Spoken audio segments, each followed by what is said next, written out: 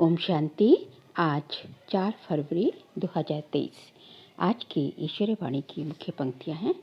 मीठे बच्चे, बाप से सर्व संबंधों का सुख लेना है तो और सबसे बुद्धि की प्रीत निकाल मामे कब याद करो, यही मंजिल है।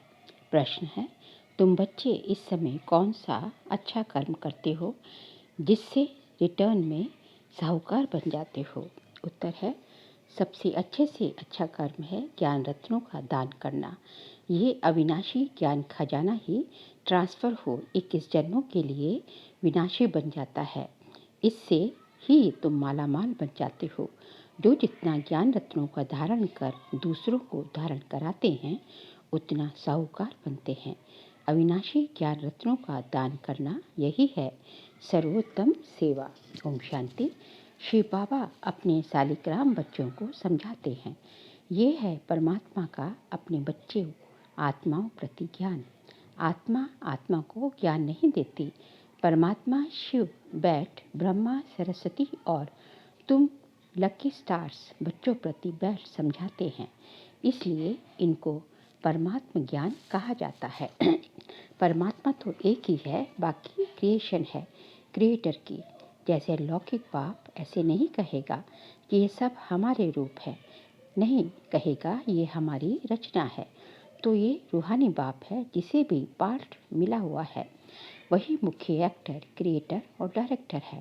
आत्मा को क्रिएटर नहीं कहेंगे। परमात्मा के लिए कहा जाता है, तुम्हारी गतमत तुम ही जानो। उन सब गुरुओं की तो अपनी अपनी अलग अलग मत है, इसलिए परमात्मा आकर एक मत देते हैं, वह है मोस्ट बिलवेड। उस एक के साथ बुद्धि योग लगाना है, और जिनके भी साथ तुम्हारी प्रीत है वह सब धोखा देने वाले हैं, इसलिए उन सब से बुद्धि निकालनी है। मैं तुमको सब संबंधों का सुख दूंगा, सिर्फ मामेकम ये है मंजिल। मैं सबका डियरेस्ट प्यारा पिता भी हूँ, डियरेस्ट डैड अर्थात प्यारा पिता भी हूँ, तो टीचर भी हूँ और गुरु भी हूँ। तुम समझते हो उन द्वारा हमको जीवन मुक्ति मिलती है। यही अविनाशी ज्ञान खजाना है। ये खजाना ट्रांसफ़र हो फिर 21 जन्मों के लिए विनाशी बन जाता है, विनाशी धन बन जाता है। 21 जन्म हम बहुत मालामाल हो जाते हैं, राजाओं का राजा बनते हैं। इस अविनाशी धन का दान करना है। आगे तो विनाशी धन दान करते थे तो अल्पकाल क्षणभंगुर सुख दूसरे जन्म में मिलता था। कहा जाता है, पास्ट जन्म में कुछ दान पुण्य किया है जिसका फल मिला है, वह फल एक जन्म का ही मिलता है। जन्म जन्मांतर की प्रारब्ध नहीं कहेंगे। हम जो अब करेंगे उसकी प्रारब्ध हमको फिर जन्म जन्मांतर मिलती है। तो अब ये है अनेक जन्म की बाजी, परमात्मा से बेहद का वर्षा लेना है। सबसे अच्छा कर्म है अविनाशी ज्ञान खजाना दान करना। जितना धारण कर औरों को कराएंगे उतना खुद भी साहूकार बनेंगे और औरों को भी बनाएंगे। ये है सर्वोत्तम सेवा जिससे सद्गति होती है। देवताओं की रस्म रिवाज देखो, कैसे संपूर्ण निर्विकारी अहिंसा परमो धर्म है। प्यूरिफिकेशन अर्थात संपूर्ण पवित्रता सत्युक्तता में ही रहती है। देवताएं ही बहिष्ठ में रहने वाले हैं, उन्हों को ही ऊंच गाते हैं। जो सूर्यवंशी सतयुग में बनते हैं वही संपूर्ण है, फिर थोड़ी थोड़ी खाद पड़ती रहती है। अब तुम समझते हो देवताएं किस बहिष्ठ के निवासी हैं। वैकुंठ है वंडरफुल दुनिया, वहाँ दूसरे धर्म वाले जा न सके। ये सब धर्मों को रचने वाला ऊंचे ते ऊंचा भगवत है। ये देवता धर्म कोई ब्रह्मा नहीं स्थापन करते। ये तो कहते हैं मैं इम्प्योर था, मेरे में ज्ञान कहाँ से आया। और सब प्योर सोल्स ऊपर से आती हैं अपना अपना धर्म स्थापन करने। यहाँ तो परमात्मा धर्म स्थापन करते हैं। जब इसमें आते हैं अर्थात ब्रह्मा में आते हैं, तब इनका नाम ब्रह्मा रखते हैं। पहले तो इनका नाम दादा लेखराज था। कहा जाता है ब्रह्मा देवताय नमः, विष्णु देवताय नमः। अब प्रश्न उठता है कि इन देवताओं से मनुष्य सृष्टि रची गई क्या? नहीं, परमात्मा कहते हैं मैं जिस साधारण तन में आता हूँ उनका नाम ब्रह्मा पड़ता है। वह सूक्ष्म ब्रह्मा है, तो 2 ब्रह्मा हो गए। इनका ब्रह्मा नाम रखा गया क्योंकि कहते हैं साधारण तन में आता हूँ, ब्रह्मा के मुख कमल से ब्राह्मण रचता हूँ।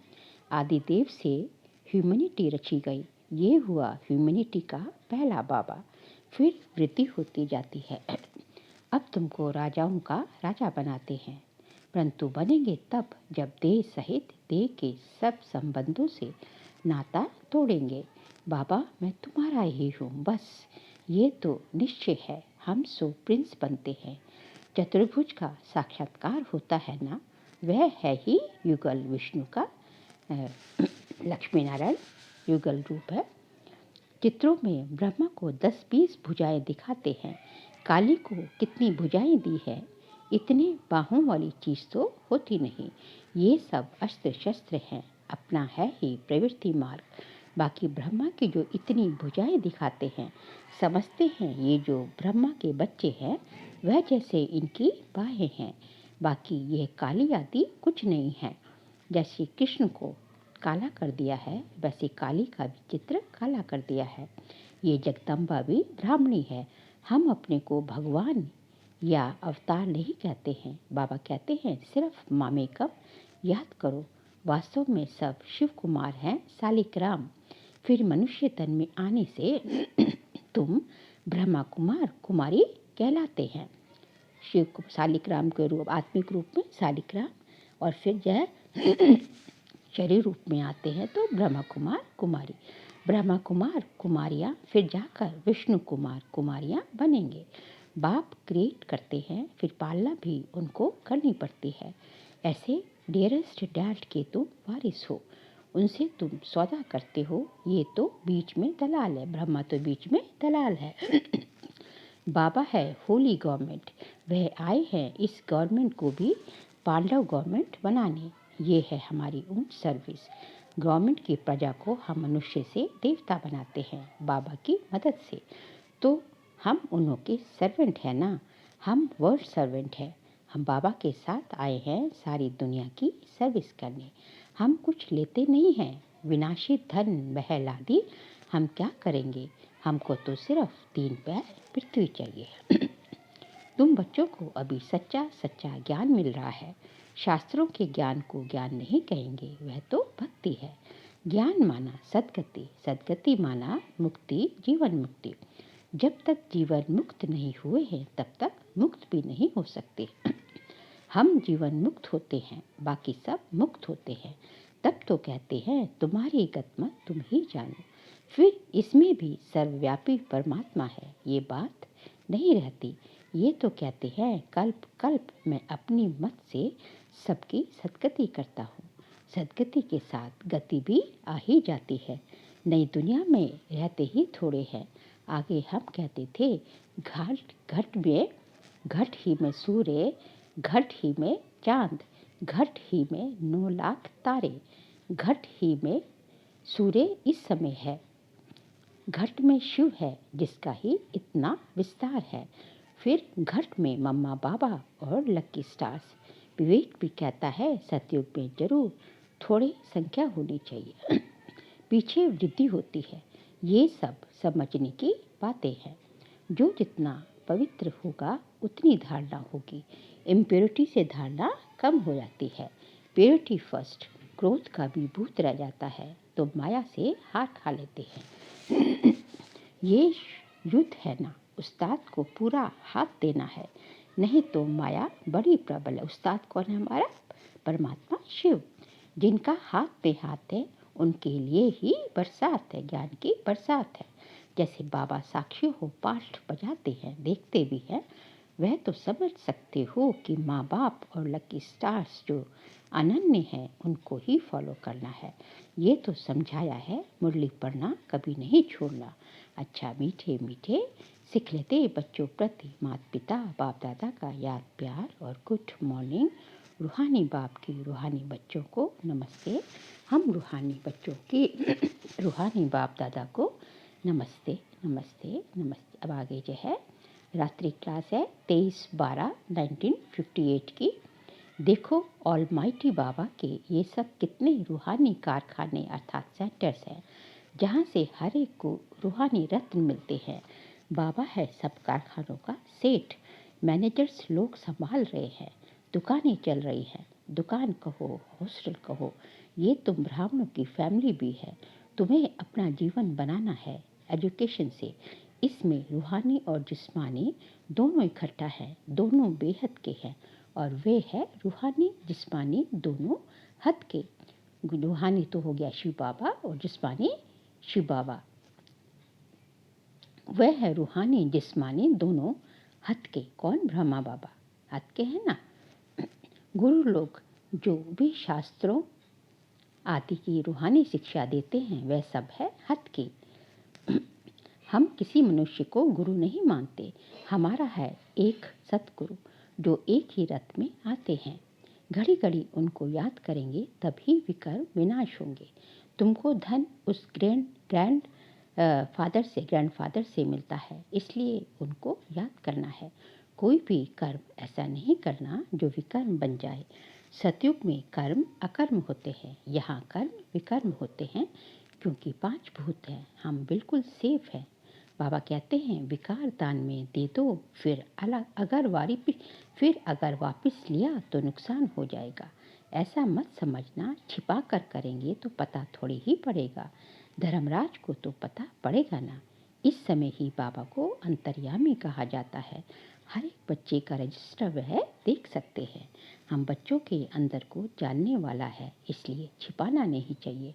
ऐसे भी चिट्ठी लिखते हैं कि बाबा हमारे से भूल हुई है, माफ़ करना। धर्मराज के दरबार में सजा नहीं देना। जैसे कि डायरेक्ट शिव बाबा को लिखते हैं, बाबा के नाम पर इस पोस्ट बॉक्स में चिट्ठी डाल देते हैं। भूल बताने से आधी सजा कम हो जाएगी। यहाँ प्योरिटी बहुत चाहिए। सर्वगुण संपन्न 16 कला संपन्न यहाँ बनना है। रिहर्सल यहाँ होगी, फिर वहाँ प्रैक्टिकल पार्ट बजाना है। अपनी जांच करनी है। कोई विकर्म तो नहीं करते हैं। संकल्प तो बहुत आएंगे, माया बहुत परीक्षा लेगी। डरना नहीं है। बहुत नुकसान होंगे, धंधा नहीं चलेगा, टांग टूट जाएगी, बीमार हो पड़ेंगे। कुछ भी हो जाए, बाबा का हाथ और साथ नहीं छोड़ना है। अनेक प्रकार की परीक्षाएं आएंगी। पहले पहले बाबा के सामने आती हैं। कौन से बाबा के सामने? ब्रह्मा बाबा के सामने। इसलिए बाबा बताते हैं खबरदार रहना, पहलवान बनना है। देखो भारत में जितनी सबको छुट्टियां मिलती हैं, इतनी और कहाँ नहीं मिलती। परंतु यहाँ हमको 1 सेकंड भी छुट्टी नहीं मिलती, क्योंकि बाबा कहते हैं श्वासों श्वास याद में रहो। एक एक श्वास अमूलक है, तो वेस्ट कैसे कर सकते हैं? जो वेस्ट करते हैं वे पद भ्रष्ट करते हैं। इस जन्म का एक एक श्वास मोस्ट वैल्यूबल है।